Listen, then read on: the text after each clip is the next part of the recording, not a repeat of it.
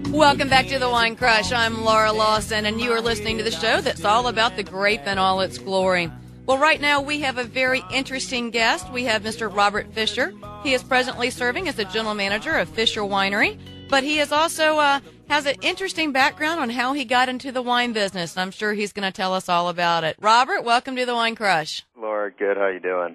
I am doing outstanding. How are you this new year? It's beautiful out here. We've got a sunny day. It's been cold, but things are looking good.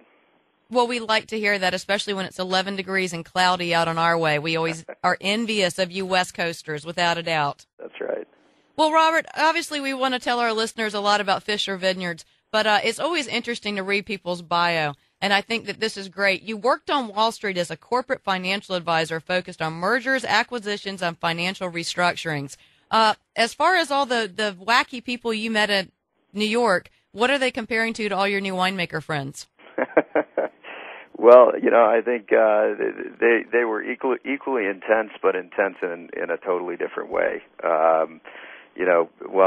People are definitely relaxed out here, but at the level we're making wines, people are really focused on pushing hard and making the absolute best product they can. So, it's that there actually are similarities. I mean, everybody out here works just as hard. I'd rather deal with some of those Wall Street minions than some of your winemaker friends. Some of your winemaker people just seem much more cutthroat to me. They can be. Well, fair enough. Well, tell our listeners a little bit about Fisher. Besides the fact you were formed in 1973, what great things do you have for us? Yeah, so we really feel like we are sort of the essence of a family business. My two sisters and I grew up in the business. My parents had started it in 1973, and since the beginning, we've grown grapes in both Napa and Sonoma.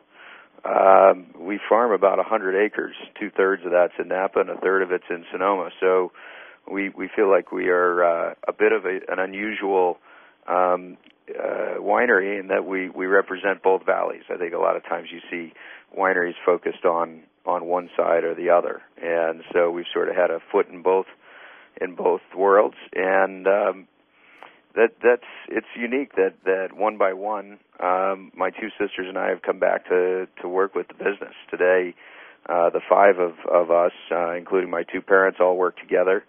My sister Whitney is our winemaker. I'm general manager. My younger sister works on sales and marketing with me as well.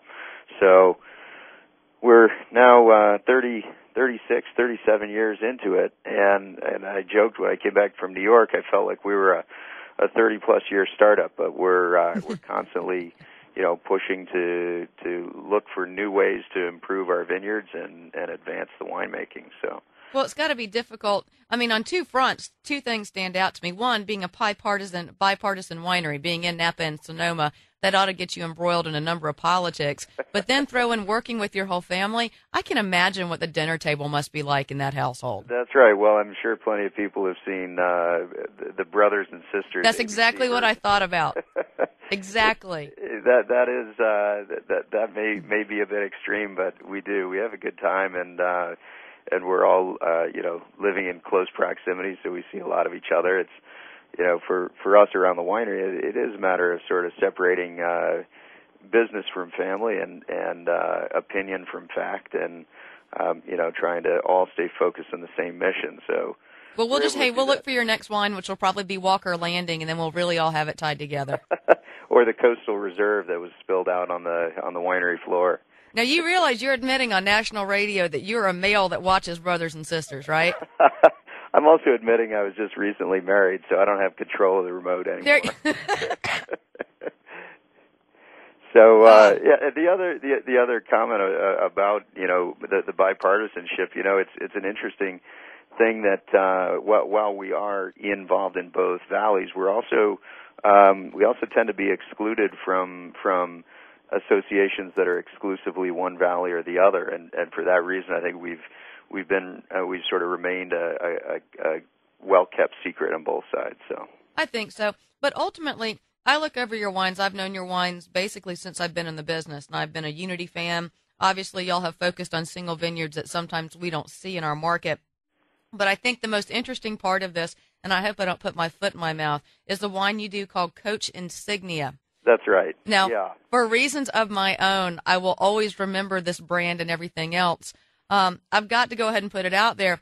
Fisher, y'all came from the people who built the bodies for Buick and... That's right.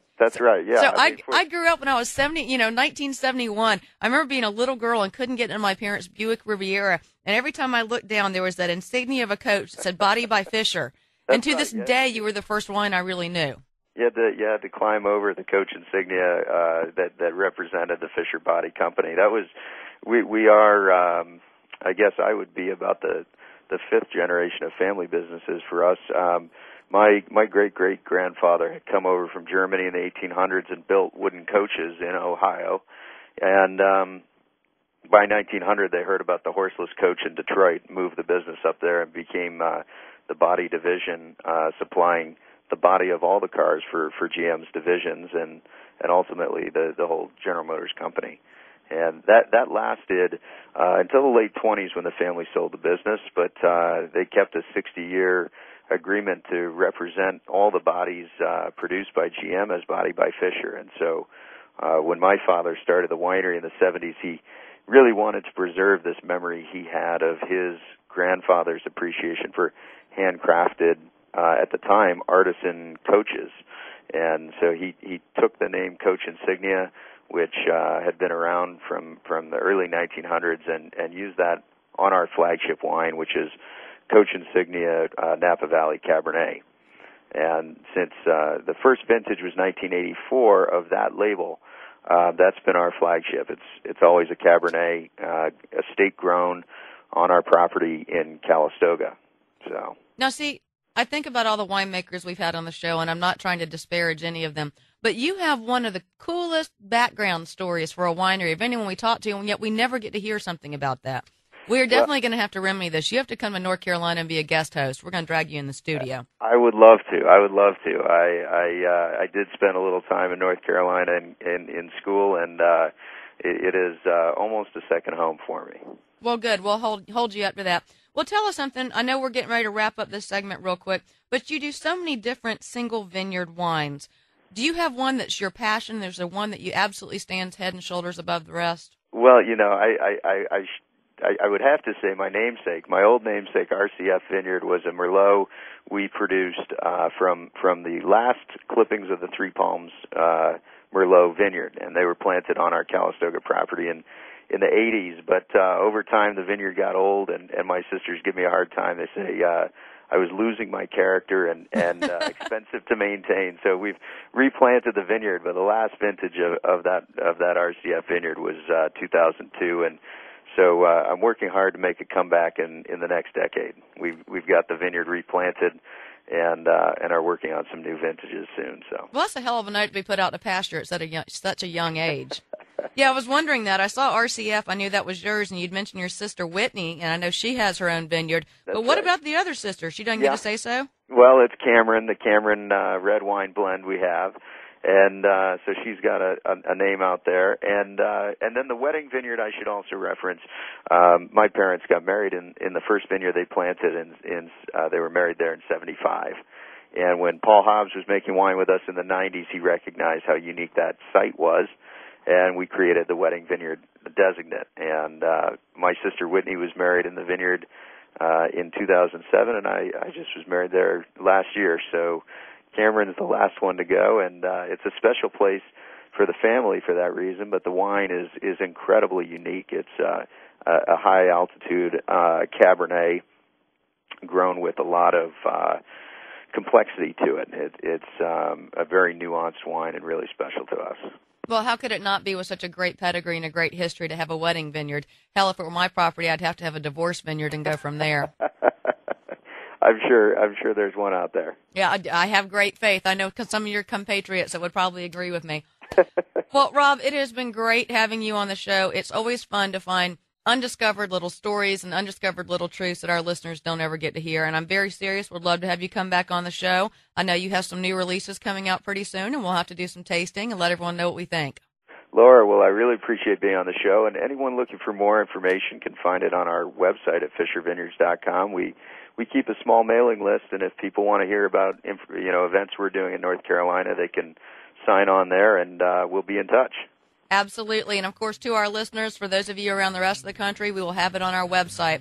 Well, Rob, thank you very much, and we will take a small break right here, but more exciting Wine Crush.